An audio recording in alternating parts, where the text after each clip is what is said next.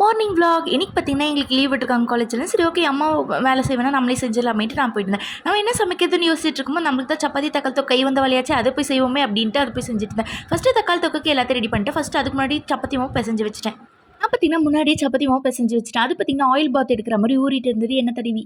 போதும் ரொம்ப நேரம் ஆயில் பாத் எடுக்காதவா சளி பிடிச்சிரும்னு சொல்லிட்டு அதை எடுத்து உருண்டை போட ஆரம்பிச்சிட்டேன். நல்லா ஆயில் பாத் மாதிரி ஊறின சப்பாத்தி எடுத்து உருண்டை போடும்போது அதுக்கு நல்லா மசாஜ் பண்ண மாதிரி இருந்தது போல. சரி ஓகே நானும் உருண்டையை போட்டுட்டு என் தங்கச்சிக்கு சப்பாத்தி சுட ஆரம்பிச்சிட்டேன். என்னதான் பண்றேன் இவ்வளோ நேரம் டைம் ஆகுது சீக்கிரம் பண்ண அப்படின்னு சொல்லிட்டு இருந்தான். நானும் வேகமாக போட்டு உருட்டிக்கிட்டு இருந்தேன் சப்பாத்தியை. இதே எங்கள் அம்மா போயிருந்தா ஆஃப் அன் ஹவர்லையும் வச்சுட்டு வந்திருப்பாங்க. நான் இருக்கும்போது ஒரு 1 ஹவர் ஆயிடுச்சு. சரி ஓகே அவங்களும் ஆஃப் அன் ஹவரில் ஒரு ஊருக்கே சமைச்சு வச்சிருவாங்க. என்ன இருந்தாலும் நம்மளோட சீனியரில் நம்ம ஜூனியர் தானே.